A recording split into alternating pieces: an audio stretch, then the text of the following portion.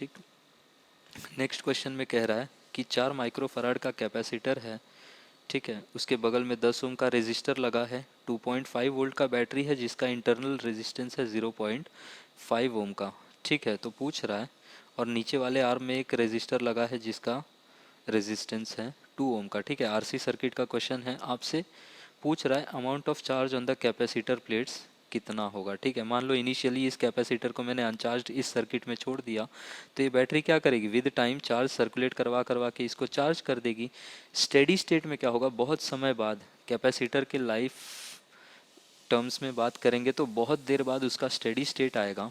और steady state में क्या होता है, इसकी कैपेसिटर प्लेट्स पे पॉजिटिव और नेगेटिव चार्ज जितना आना था आ चुका है।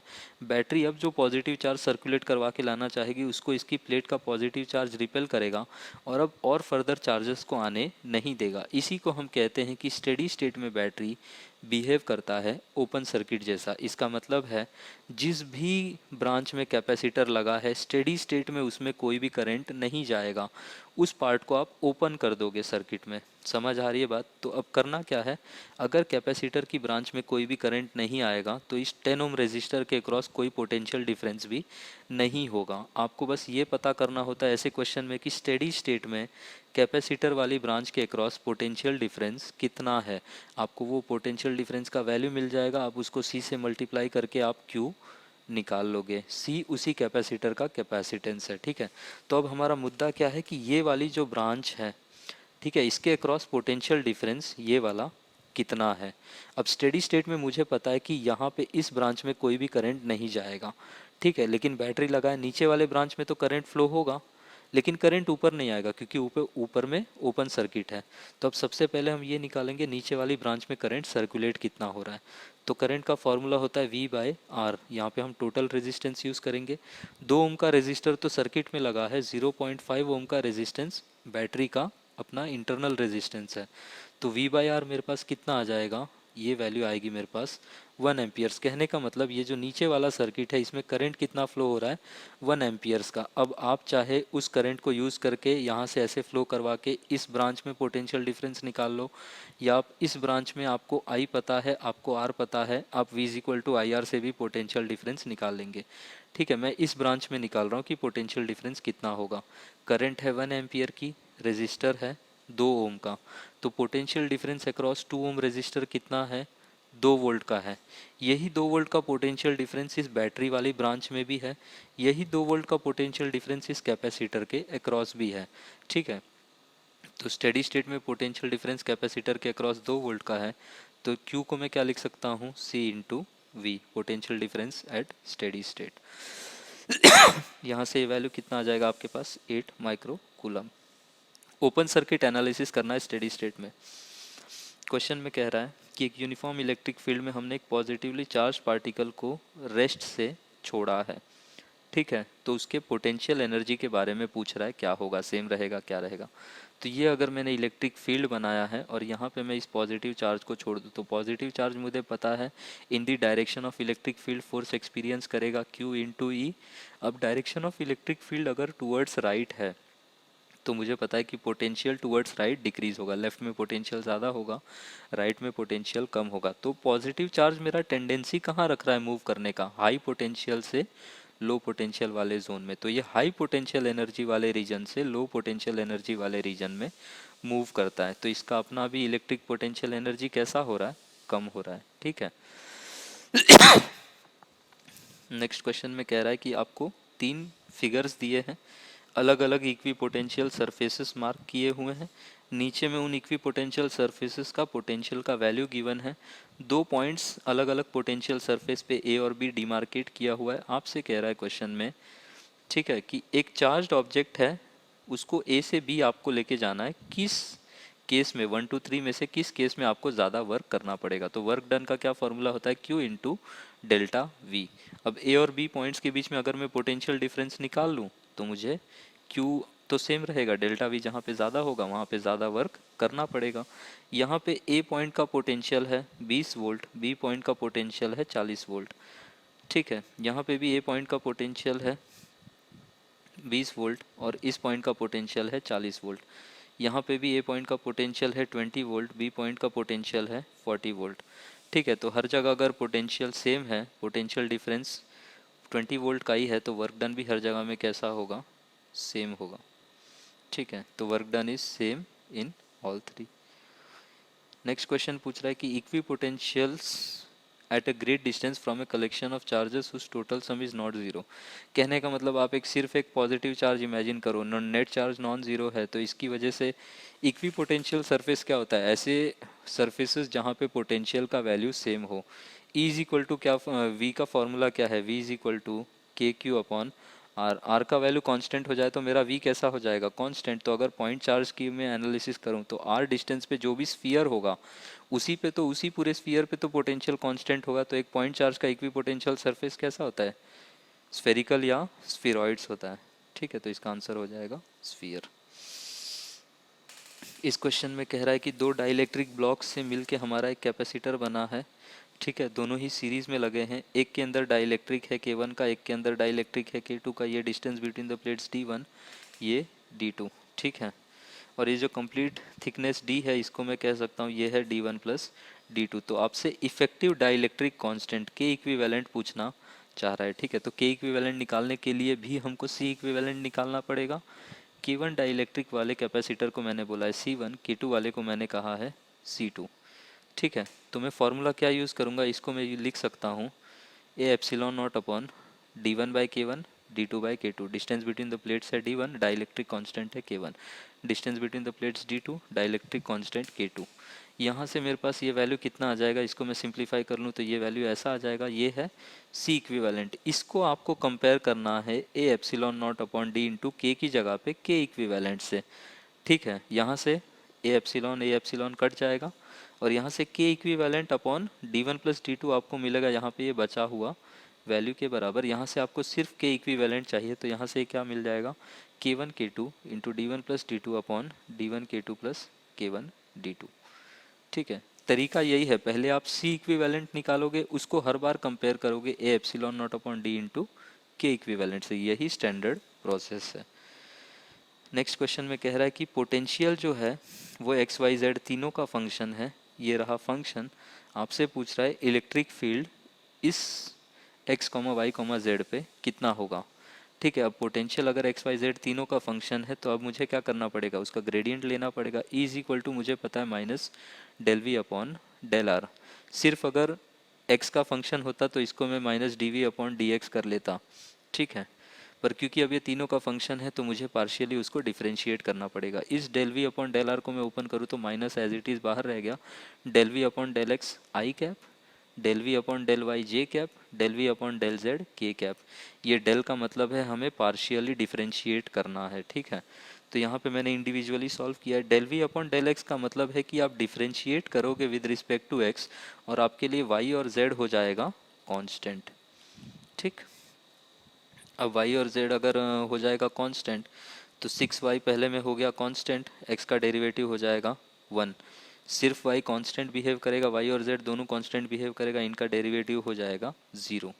ठीक है, आपको किस पॉइंट पे निकालना है, x हमारा फंक्शन किसका है, सिर्फ y का फंक्शन है, y का वैल्यू हमें कितना लेना है 1। y इज इक्वल टू 1 में वैल्यू आ गया मेरा 6। सेम लॉजिक से हम del V upon del Y करेंगे। अब हमें डिफ्रेंशिएट करना है विद रिस्पेक्ट टू y और x और z को कैसा ट्रीट करना है हमें, कांस्टेंट। तो अब 6x कांस्टेंट हो जाएगा, y का डेरिवेटिव हो जाएगा 1। यहाँ से आया 6x, y के रिस्पेक्ट में y का डेरिवेटिव हो जाएगा 1 और यहाँ पे मेरे पास क्या हो जाएगा, y के रिस्पेक्ट में मैं डिफरेंशिएट कर रहा हूँ तो x और z कांस्टेंट है, ये 2z मेरा हो जाएगा कांस्टेंट और y का derivative with respect to y हो जाएगा 1। यहाँ से मेरे पास फंक्शन क्या मिला, 6x माइनस 1 प्लस 2z। मेरे पास x comma Y comma Z कितना है 1 कॉमा 1 कॉमा 0। कहने का मतलब x 1 लेना है, z को 0 लेना है। x का वैल्यू 1, z का वैल्यू 0 डालेंगे तो इसका वैल्यू मेरे पास del V upon del Y आ गया 5। सेम हम अब करेंगे del V upon del Z, partially differentiating with respect to Z, keeping X and Y as या treating X and Y as constant. तो ये पहला पूरा टर्म कांस्टेंट हो गया 0, y कांस्टेंट होगा विद रिस्पेक्ट टू z 0 और यहाँ पे 2yz में 2 ये z के रिस्पेक्ट में करना है तो 2y कांस्टेंट हो गया और z का डेरिवेटिव 1। y का वैल्यू मेरे पास कितने पॉइंट पे निकालना है, y इज इक्वल टू 1 पे, तो y इज इक्वल टू 1 पे मैंने वैल्यू निकाल लिया 2। अब बस आपको इसमें लाके चीज़ों को सब्सटीट्यूट करना है। Del V by del X मेरा कितना आया है 6, तो माइनस बाहर में है 6 I cap. Del V by del Y है मेरा 5, तो ये हो गया 5 J cap. Del V by del Z मेरा है 2, तो ये हो गया 2 के कैप। ठीक है, और माइनस में साइन बाहर रह गया।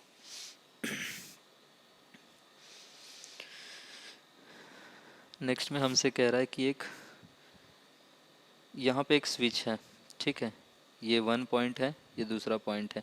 इनिशियली यही कनेक्शन मेंटेन था इस सर्किट में, ठीक है। यहाँ पे ये ओपन सर्किट है, पूरा कंप्लीट कनेक्शन नहीं है, तो इसमें कोई भी करंट या चार्ज नहीं फ्लो करेगा। जो भी फ्लो करेगा इसी में करेगा। अब ये बैटरी क्या करेगी, चार्ज सर्कुलेट करवा के इस कैपेसिटर को पहले कर देगी चार्ज, ठीक है। तो जब ये इनिशियली चार्ज हुआ तो इसमें एनर्जी स्टोर कितना हो जाएगा, हाफ CV² हो जाएगा। इसका कैपेसिटेंस 2 माइक्रोफराड का है और इसके क्रॉस बैटरी का पोटेंशियल कितना लगा है V, तो ये हो गया सिर्फ V² आएगा मेरे पास, ठीक है। और इस पॉइंट पे इसने चार्ज कितना स्टोर किया होगा, तो Q1 हो जाएगा C इंटू वी। ये कैपेसिटेंस है 2 माइक्रोफराड का और बैटरी है V वोल्ट का, ठीक है। यहाँ पे मैंने माइक्रोकूलम कर दिया इसको। अब नेक्स्ट केस में क्या कर रहा हूँ मैं, 1 से कनेक्शन हटा के अब मैं 2 से कनेक्शन कर दे रहा हूँ। तो अब नीचे वाला सर्किट ओपन हो जाएगा और पूरा चार्जेस का फ्लो किस में होने लगेगा, इसमें। कहने का मतलब अब चार्जेस का रीडिस्ट्रीब्यूशन होगा, दोनों के अक्रॉस एक कॉमन पोटेंशियल डिफरेंस आ जाएगा, ठीक है। और उसी का हमें एनालिसिस करना है।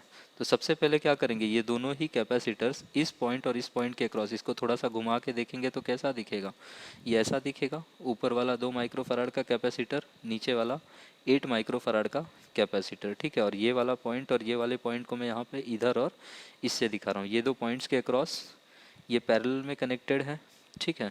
अब फिर से हम क्या करेंगे, कॉमन पोटेंशियल VC हो जाएगा Q net upon C equivalent. Q net की बात करूँ तो ये 8 माइक्रोफराड का कैपेसिटर बैटरी से कनेक्टेड ही नहीं था, तो इसकी प्लेट्स पे चार्ज रहेगा 0।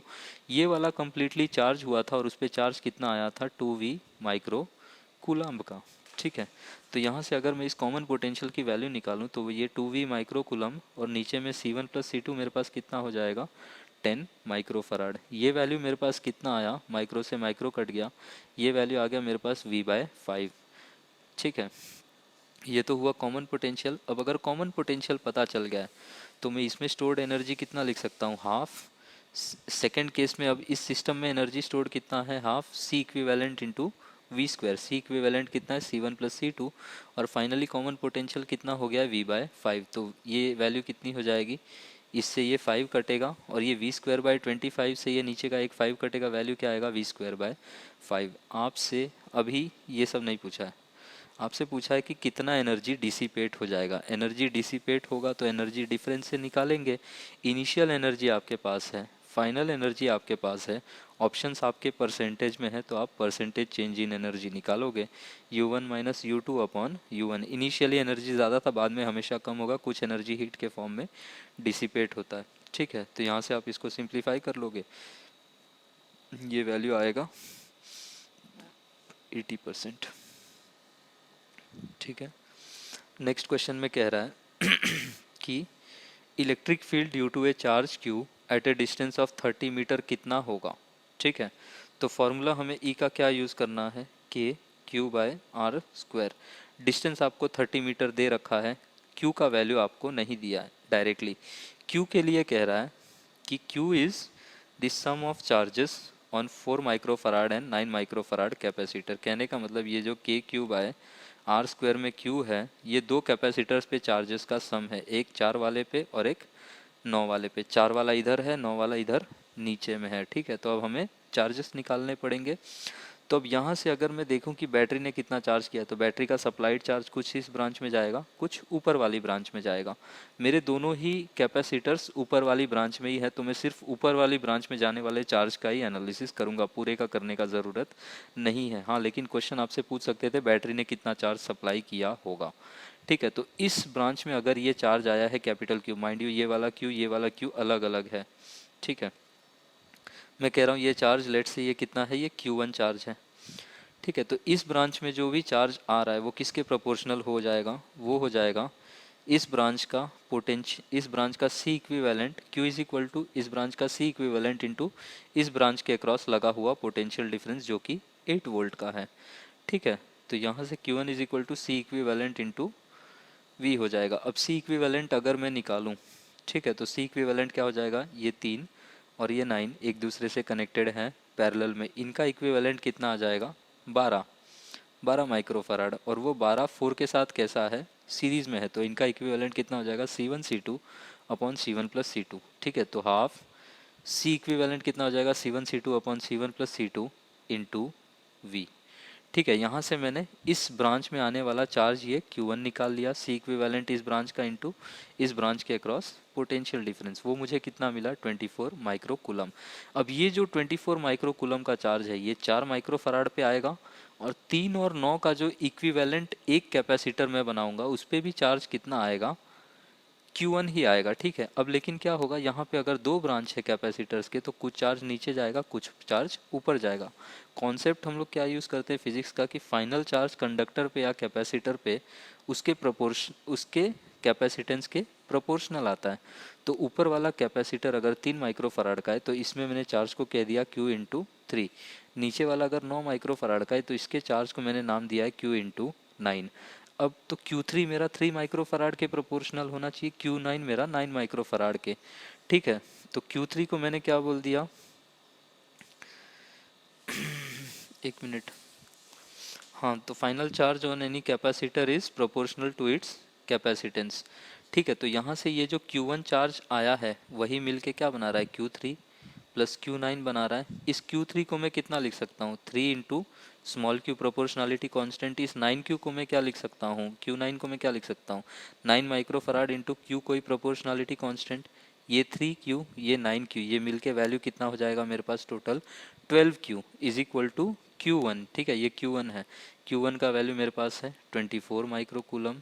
यहाँ से मैं Q का वैल्यू कितना निकाल लूँगा, 2 माइक्रो कूलम। Q का वैल्यू 2 आते ही ये Q3 को मैंने कितना बोला था, इसको मैंने कहा था 3 इंटू प्रोपोर्शनलिटी कॉन्स्टेंट Q, जिसका वैल्यू 2 माइक्रो कूलम है, तो इसका वैल्यू कितना हो जाएगा 6 माइक्रो कूलम।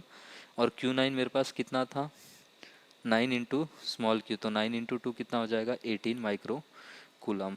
तो 4 माइक्रो फराड पे चार्ज कितना आया है, 24 माइक्रो कूलम। 9 माइक्रो फराड पे चार्ज कितना आया है, 18 माइक्रो कूलम। ठीक है, ये Q3 नहीं होगा, ये कुछ और लिखना चाहिए, ये है Q1, ये भी है Q1। ठीक है, अब ठीक है, तो यहाँ से ये वैल्यू अब आपके पास सम ऑफ द चार्जेस कितना हो गया, 18 प्लस ऊपर में ये वैल्यू आई थी 24, 18 प्लस 24 42। ठीक है, तो 420 का ये 42 का मल्टीपल होगा आंसर।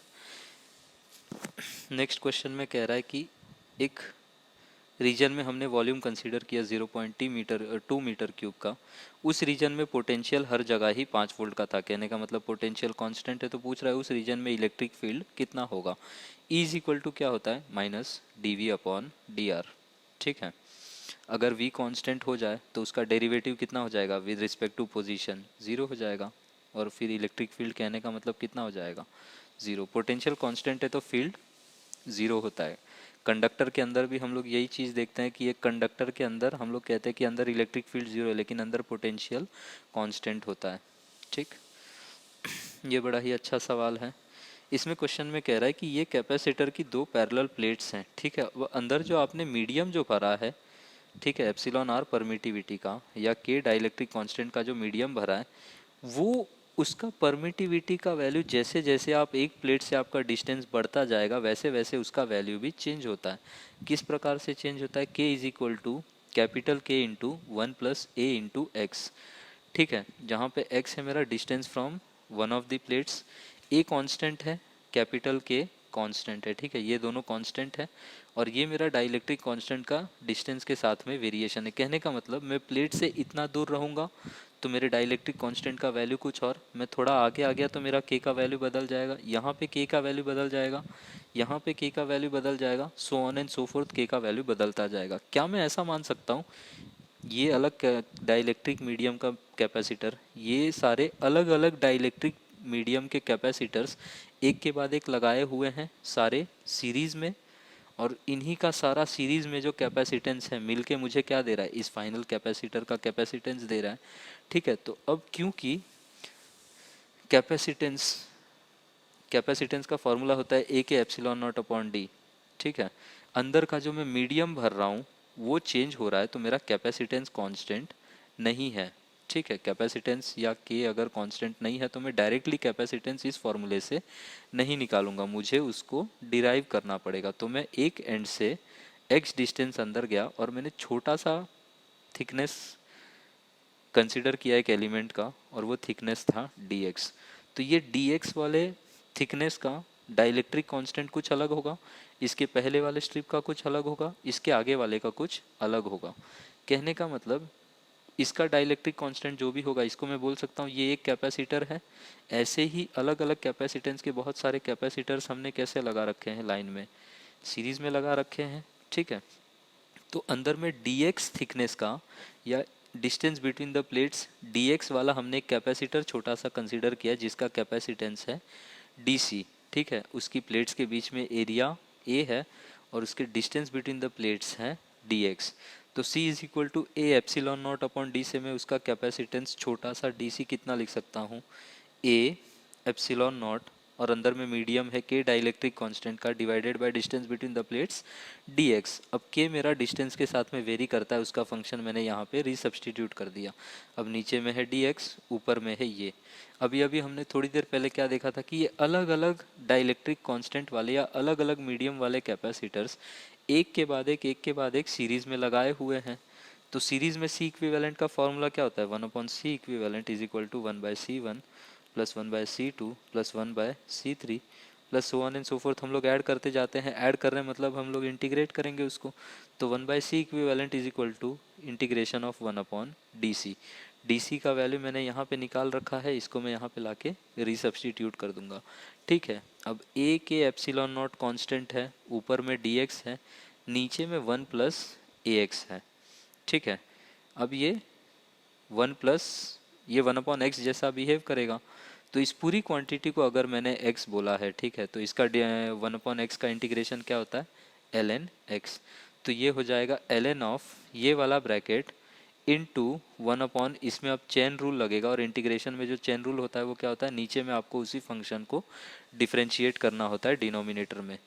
तो 1 जैसे 1/मैंगो का इंटीग्रेशन क्या हो जाएगा, ये हो जाएगा ln mango upon derivative of mango, ठीक है, वही चीज़ करना है। तो ये 1/1 प्लस ए एक्स का इंटीग्रेशन क्या हो जाएगा, ln of 1 plus A X upon derivative of 1 plus A X with respect to X. 1 का डेरिवेटिव 0 हो जाएगा और ए एक्स में से ए कांस्टेंट है, एक्स का डेरिवेटिव 1 हो जाएगा। तो ये यहाँ से आपको मिला 1/a। अब यहाँ से मैं a के एप्सिलॉन और ये छोटे वाले a को मैंने एक साथ रखा, और ऊपर में जब मैं लिमिट्स पुट करूँगा तो ये क्या मिल जाएगा मेरे पास, ln 1 plus a into D, और जब मैं x को 0 करूँगा तो ln सिर्फ 1 मिलेगा, ln 1 0 होता है। तो यहाँ से मेरे पास 1/c इक्विवेलेंट आया ln 1 plus A D upon a के एप्सिलॉन नॉट इंटू a, ठीक है। तो C इक्विवेलेंट को मैं क्या कर सकता हूँ, उसका रेसिप्रोकल होगा। ये वैल्यू मुझे मिली C इक्विवेलेंट की, लेकिन अभी ये ऑप्शन में ऐसा कुछ भी नहीं है, ठीक है। तो यहाँ से और मैथमेटिक्स शुरू होता है। अब ln 1 प्लस एक्स का हम लोग सीरीज एक्सपांशन का फॉर्मूला यूज़ करेंगे, ठीक है। अगर ln 1 प्लस एक्स ऐसा लिखा है तो उसका एक्सपांशन में बहुत सारे टर्म्स होते हैं, ठीक है, एक इनफाइनाइट सीरीज बनती है। उसके पहले दो टर्म्स में हम इंटरेस्टेड हैं, x minus x square upon 2। बाकी टर्म्स क्यूब वगैरह की होंगी, वो हायर ऑर्डर टर्म्स होंगी, उसको हम निगलेक्ट कर देंगे, ठीक है। तो 1 प्लस एक्स का वैल्यू सिंप्लीफिकेशन अगर x minus x square upon 2 है, तो ln 1 प्लस ए डी का सिंप्लीफिकेशन सेम लाइंस पे कितना हो जाएगा, x minus x square upon 2 मतलब A D minus A D का स्क्वायर अपॉन 2, ठीक है। तो नेक्स्ट स्टेप में मुझे क्या करना है, ये जो ln 1 प्लस ए डी है उसको मैं उसके सीरीज एक्सपांशन वाले रिजल्ट से रीसब्स्टिट्यूट करूँगा, ठीक। तो यहाँ से ऊपर का न्यूमरेटर अभी भी चेंज नहीं होगा, वो a के एप्सिलॉन नॉट इंटू स्मॉल ए होगा। नीचे में मैं लेके आऊँगा A D minus A D square by 2, और उसमें भी मैंने यहीं पे ए डी को ले लिया कॉमन, तो क्या हो जाएगा 1 minus A D divided by 2। इस ए से मैंने इस ए को काट दिया, नीचे में मुझे मिला ए के एप्सिलॉन नॉट और डी, इसको मैं एक साथ रखूँगा और ये जो डिनोमिनेटर में 1 minus A D by two है इसको मैंने ऊपर भेज दिया। ऊपर भेजते ही इसका पावर कितना हो जाएगा, -1 हो जाएगा। अब क्वेश्चन में जो आपको ए डी बहुत छोटा दिया है <<1, वो कंडीशन यूज़ करके हम लोग बाइनोमियल एक्सपांशन का अप्रॉक्सीमेशन लगाएंगे। 1 प्लस और minus X to the power में n, जबकि आपको पता है कि x इज़ वेरी मच <<1। ये तभी के लिए सिर्फ ये एक्सपांशन, ये अप्रॉक्सीमेशन वैलिड है। तो ये अप्रॉक्सीमेटली इक्वल होता है 1 प्लस और माइनस n x से। ठीक है, तो अब इस 1 को, इस -1 को मैं अंदर लाऊंगा तो ये क्या हो जाएगा, 1 plus A D by two. ये है आपका फाइनल आंसर। ठीक है, ये जेईई मेंस में पूछा हुआ सवाल है, इसलिए इतना लंबा है। सेकेंड क्वेश्चन में कह रहा है, ये भी जेईई मेंस में पूछा हुआ क्वेश्चन है।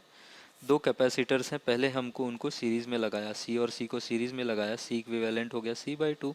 फिर हमने उनको पैरेलल में लगा दिया, सी और सी पैरेलल में, सी इक्विवेलेंट हो गया C2। आपसे पूछ रहा है C1/C2 का रेशियो 1/4 हो जाएगा। ठीक, नेक्स्ट क्वेश्चन में कह रहा है कि पोटेंशियल एक्स के साथ, एक्स मेरा डिस्टेंस है, पोटेंशियल डिस्टेंस के साथ में मेजर कर रहा है, सिर्फ एक्स डायरेक्शन में ही वेरी कर रहा है। तो आपसे पूछ रहा है कि एक नेगेटिव चार्ज है 2 × 10⁻⁶ कूलम का, उस पर फोर्स कितना लगेगा। अब फोर्स ऑन ए चार्ज कितना होता है, Q × E, लेकिन E मुझे नहीं पता है, लेकिन मुझे V गिवन है। E और V में क्या रिलेशन है, E = -dV/dr। मेरा इलेक्ट्रिक, मेरा पोटेंशियल यहाँ पे सिर्फ x का फंक्शन है, तो मैं dV/dr नहीं यूज़ करके dV/dx यूज़ कर लूँगा। ठीक, इस फंक्शन को मैं with respect to x differentiate करूँ तो क्या मिलेगा, 5 का डेरिवेटिव 0, 4x² का मिलेगा मुझे 8x। ठीक है, x = 0.5 पे पूछ रहा है, तो मैं इलेक्ट्रिक फील्ड का वैल्यू पहले इवेलुएट करूँगा 0.5 पे।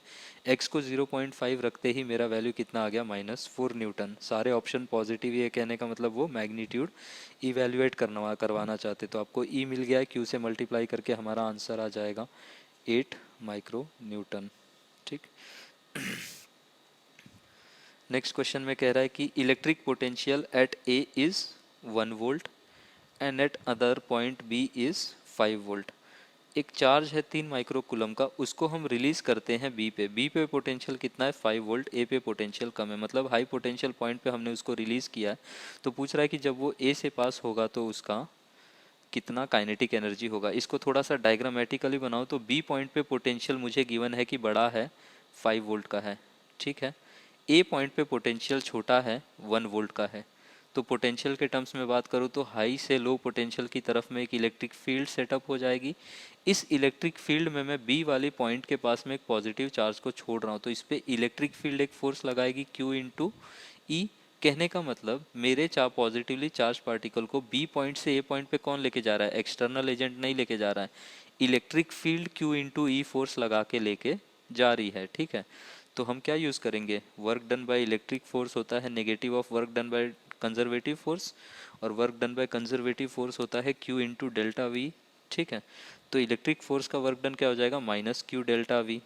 कहने का मतलब -Q × V final -V initial. इस माइनस साइन को मैं अंदर भेज दूंगा तो मेरे पास ये क्या हो जाएगा, इलेक्ट्रिक फोर्स का work done Q × V initial -V final. External work done और इलेक्ट्रिक फोर्स का वर्क डन एक दूसरे का निगेटिव होता है। अब निगेटिव फोर्स का, ये सॉरी, इलेक्ट्रिक फोर्स का वर्क डन का फॉर्मूला है -Q × V final -V initial.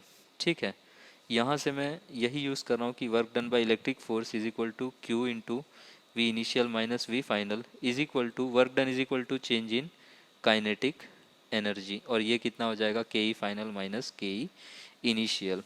ठीक है, इनिशियली बी पे हमने उसको छोड़ा है तो इनिशियल काइनेटिक एनर्जी हो जाएगा 0, क्योंकि हमने रेस्ट से रिलीज़ किया है। ए पे आते आते उसके पास कुछ ना कुछ काइनेटिक एनर्जी हो जाएगा, उसको मैं कह रहा हूँ KE × A। क्यू का वैल्यू आपको गिवन है। ठीक है, पोटेंशियल डिफरेंस VI - VF आपको 4 मिल जाएगा, ये आंसर आ जाएगा आपका 12 × 10⁻⁶ जूल।